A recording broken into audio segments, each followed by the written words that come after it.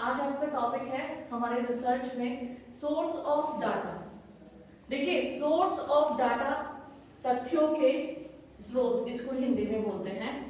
ये क्यों हम पढ़ रहे हैं, इसकी रिसर्च में क्या जरूरत है और हम क्यों इन सब सामग्रियों को प्रयोग में लाते हैं रिसर्च में। देखिए, मैंने बताया था सामाजिक अनुसंधान किसे कहते हैं? समाज के किसी विषय के बारे में खोजबीन करना या जानकारी हासिल करना, इसे अनुसंधान। अनुसंधान का मतलब ही होता है रिसर्च। रिसर्च मतलब खोज करना। आपने जब देखा था कि कोरोना जब आया, तो कोरोना के जब ये वायरस आया था तो इसकी वैक्सीन की खोज की गई थी। बहुत सारे बड़े बड़े इंस्टीट्यूट, बड़े बड़े मेडिकल कॉलेजेस, स्टूडेंट, साइंटिस्ट सब पीछे लग गए थे कि इसका सब्स्टिट्यूट क्या हो सकता है, इसकी वैक्सीन कैसे बन सकती है और इससे कैसे हम जीत हासिल कर सकते हैं। तो इसका रिसर्च के माध्यम से कोरोना की वैक्सीन भी बन गई। यानी किसी चीज के बारे में रिसर्च करना मतलब होता है खोजबीन करना, जानकारी हासिल करना। उसे हम क्या कहते हैं? रिसर्च।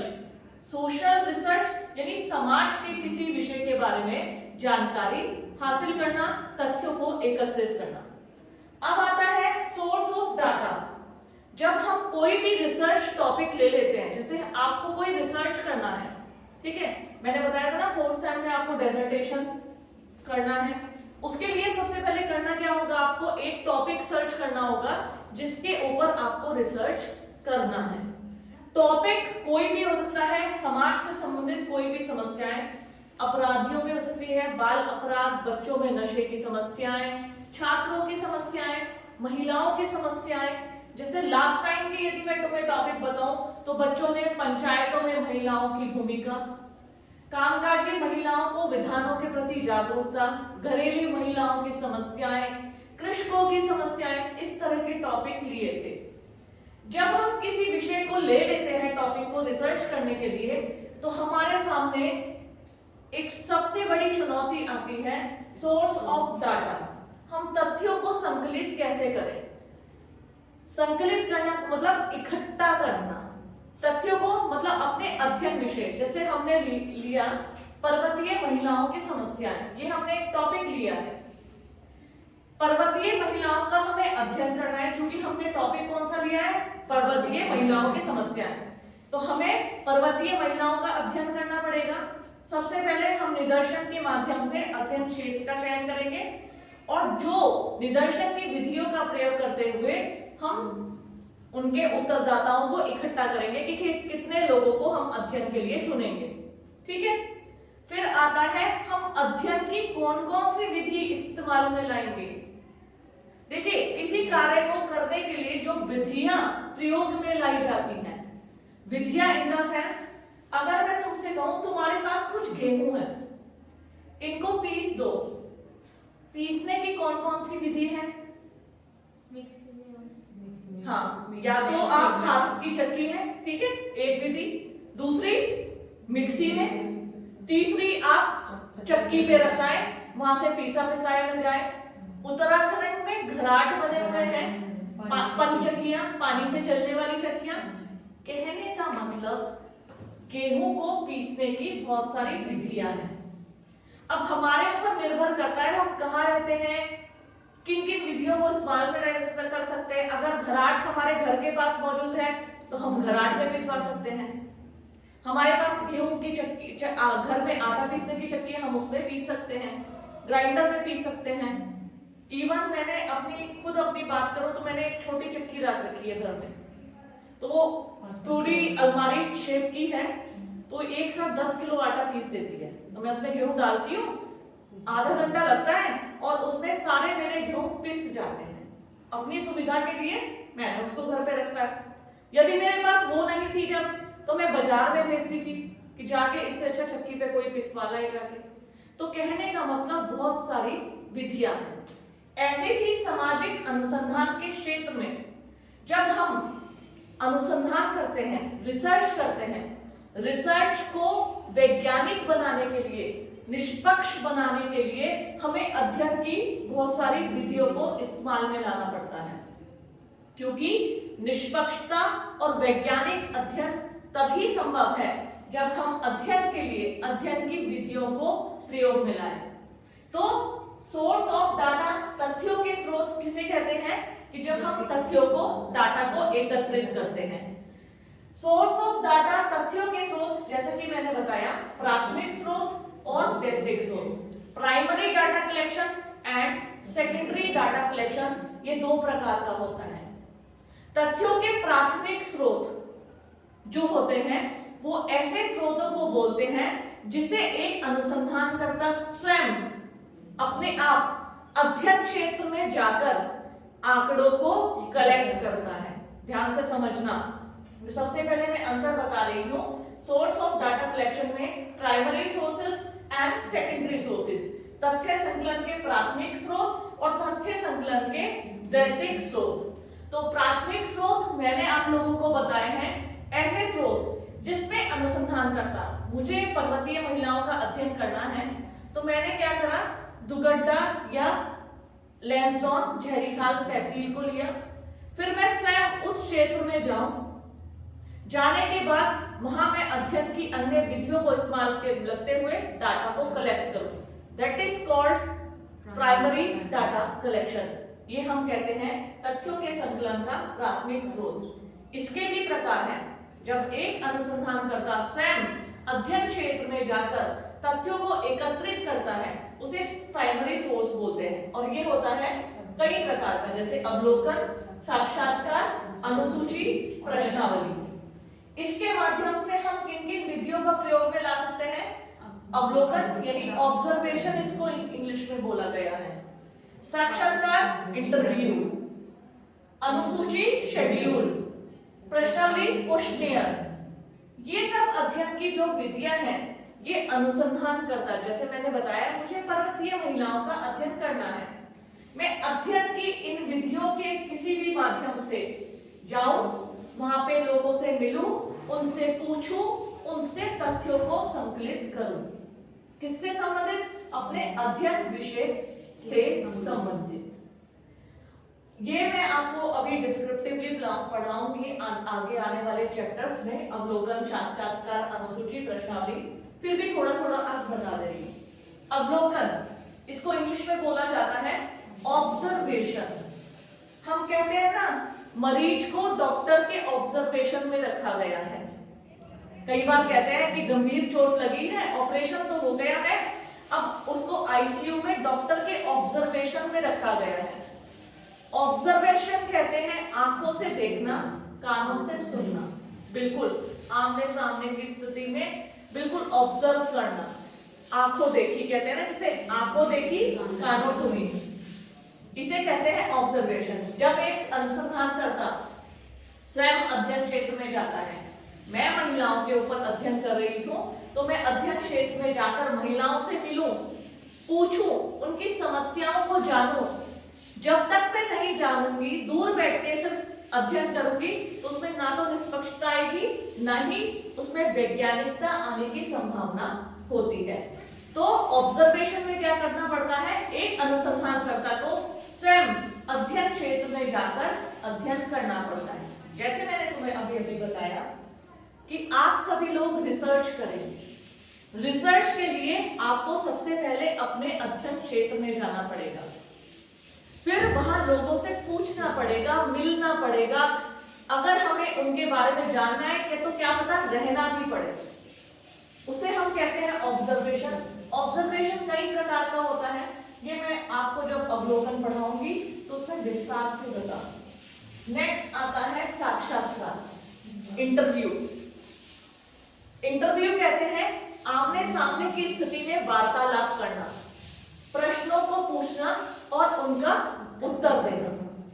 तो इंटरव्यू में क्या होता है, जब हम अध्ययन क्षेत्र में जाते हैं, कुछ महिला प्रधान जो होती हैं, कुछ जो सक्षम महिलाएं हैं, या कुछ ऐसी महिलाएं जो घर से बाहर निकल ही नहीं पाते, उनके सामने हम बैठे, उनसे अपनी जिज्ञासा वाले प्रश्नों को पूछे। उसके लिए हमारे प्रश्नों के पूछने की दो विधियां हैं, अनुसूची और प्रश्नावली।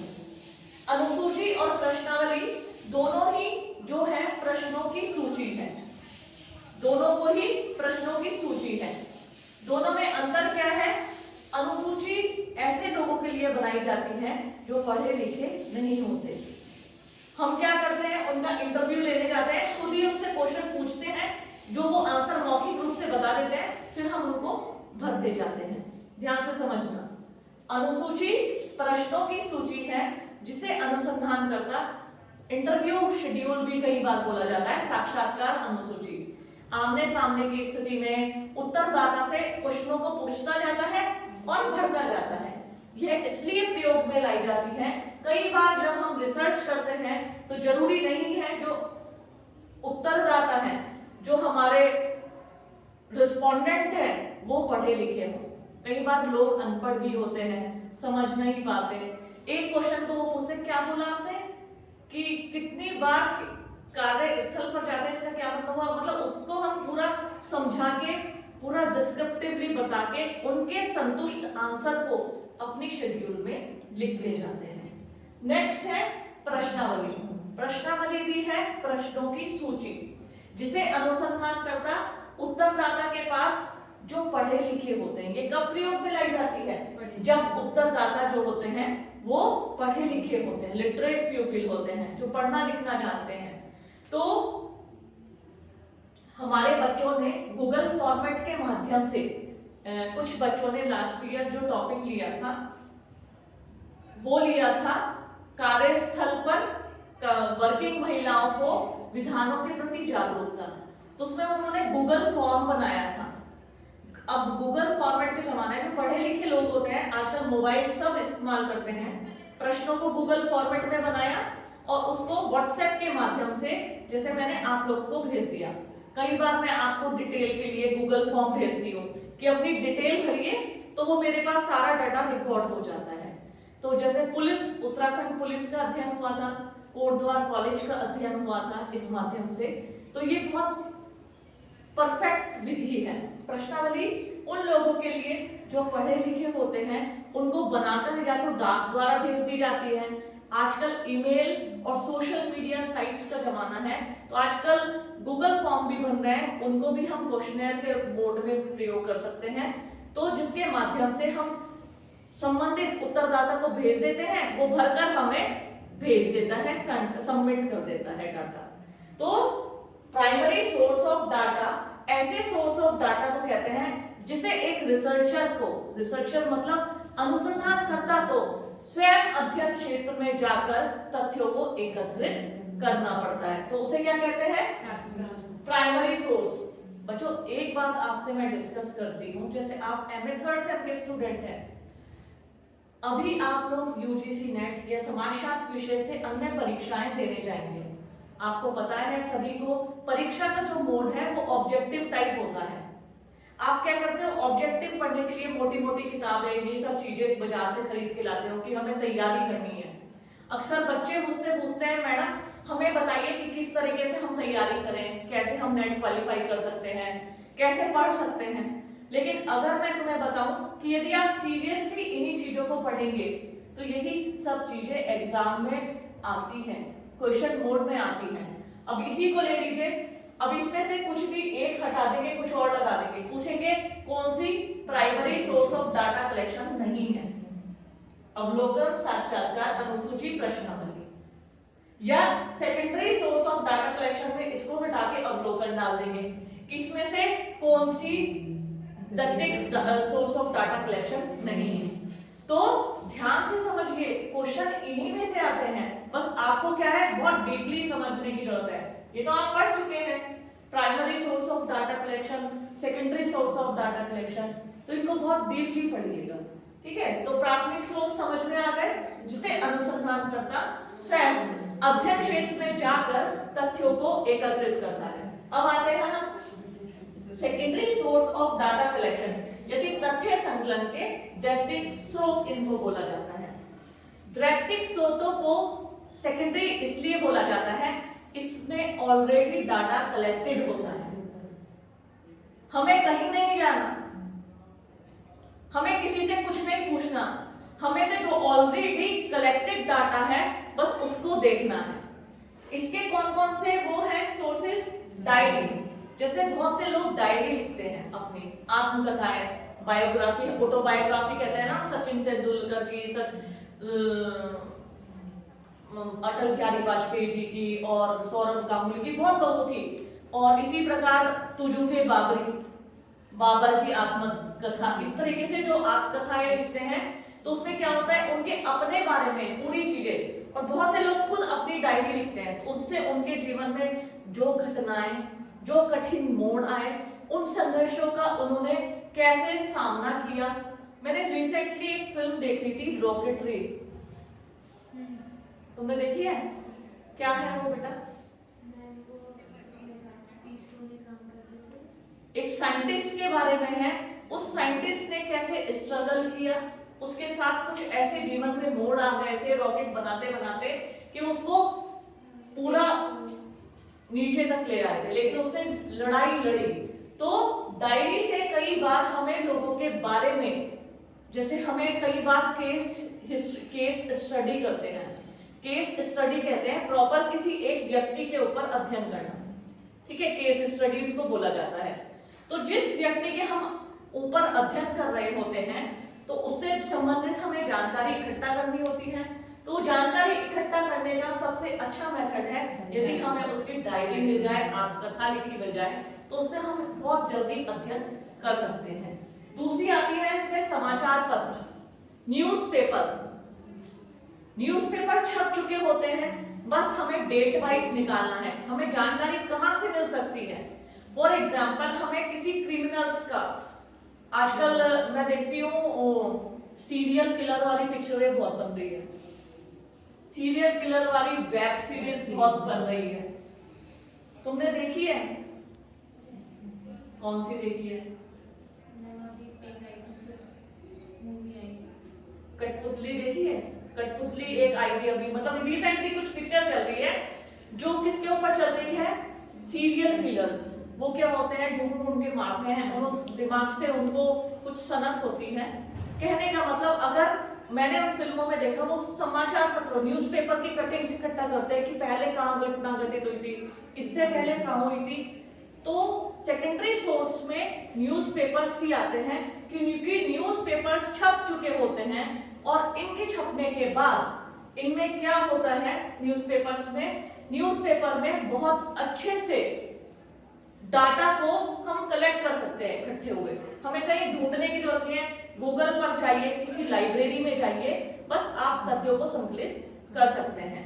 इसी प्रकार जनगणना report, census report, census record, जितने आंकड़े होते हैं, हम कई बार जब अध्ययन करते हैं तो हम देखते हैं कि अरे दुगड्डा की जनसंख्या कितनी है, फटाफट हमने गूगल में उत्तराखंड की जनसंख्या खोली और हमने पौड़ी जिले की दुगड्डा तहसील को ढूंढ लिया, और वहां 2011 के आंकड़े पड़े हैं, हमने उनको ले लिया, क्योंकि वो फैक्ट्स होते हैं, बिल्कुल ठीक होते हैं, क्योंकि सरकार द्वारा जारी किए गए होते हैं। तो हम सेंसस रिपोर्ट ले सकते हैं और रिकॉर्ड ले सकते हैं। इसी प्रकार गवर्नमेंट रिकॉर्ड, सरकारी आंकड़े, मैंने निदर्शन में तुम्हें बताया था टॉपिक, जैसे कृषकों की आत्महत्या, ये एक बहुत बड़ा टॉपिक है। इसमें हमें क्या पता कि किस राज्य में सबसे ज्यादा आत्महत्या हुई है, हमने सरकारी आंकड़ों में देखा, हमने इस गूगल के माध्यम से सर्च किया और सरकारी आंकड़ों में देखा कि किस मध्य प्रदेश में, महाराष्ट्र में, कहां पर सबसे ज्यादा कृषक आत्महत्या होती है। तो ये सारे सोर्स जो ऑलरेडी पहले से एकत्रित हुए होते हैं, जिनको हम ले लेते हैं, उन्हें कहते हैं सेकेंडरी सोर्स। तो बच्चों, ये था तथ्यों के स्रोत, सोर्स ऑफ डाटा। ये दो प्रकार के होते हैं, प्राइमरी एंड सेकेंडरी, प्राथमिक और द्वितीयक। प्राथमिक स्रोत जिसे अनुसंधानकर्ता स्वयं इकट्ठा करता है, और द्वितीयक स्रोत जो ऑलरेडी कलेक्टेड होते हैं, बस हमें उन्हें कॉपी पेस्ट करना रहता है, जरूरत के हिसाब से, अपने अध्ययन विषय के हिसाब से हमें उसमें से छांटना होता है। ये है